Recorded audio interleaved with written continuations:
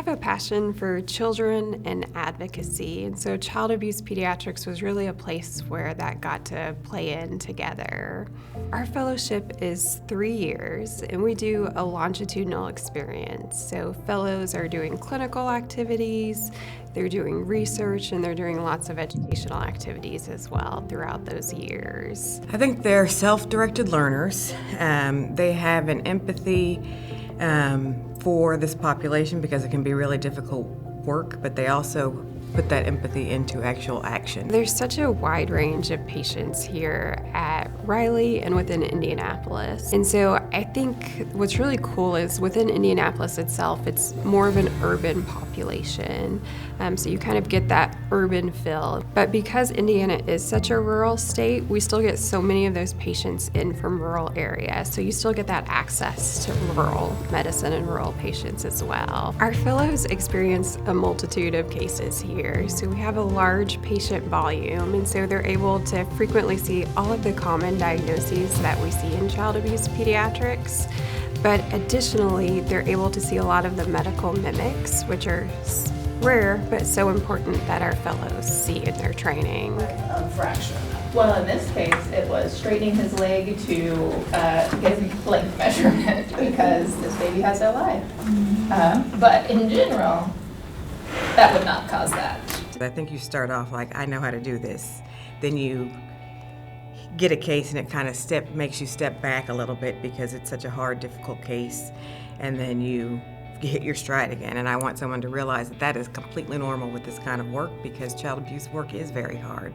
When our fellows are seeing patients or interacting with families, especially in their first year, it's always going to be with the attending physician present. You are going to be exposed to things that are traumatic and have encounters that leave an impact on you. So part of my job as program director is to make sure all my fellows are able to access the mental health resources that they need and that their well-being is prioritized.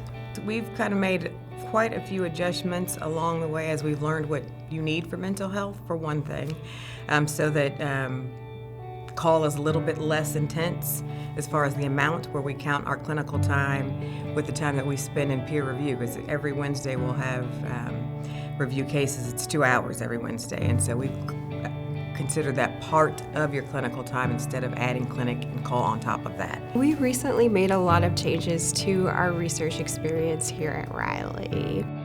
We have transitioned to using protected research blocks, which can be as short as a week or up to a month. And so this allows our fellows to have more dedicated and protected time for research. When they're on their research time, all they have to think about is research, and they're not going to be pulled away to clinical experiences or testifying. Our program is unique in that we do frequently have experiences for fellows to testify, including earlier in their fellowship process. Prior to us doing that, the first step of that is providing a whole lot of education about testifying. Child maltreatment was not a one-person job. It is a community's job. So putting people at the same place to talk about these cases, I think, is one of the things we do really, really well in the state of Indiana. And calling abuse when we need to call it, that is not abuse, let's not call it that. Or we're not sure, what can we do to continue to make sure there's safety for this child? My fun stories really involve our patients that we see.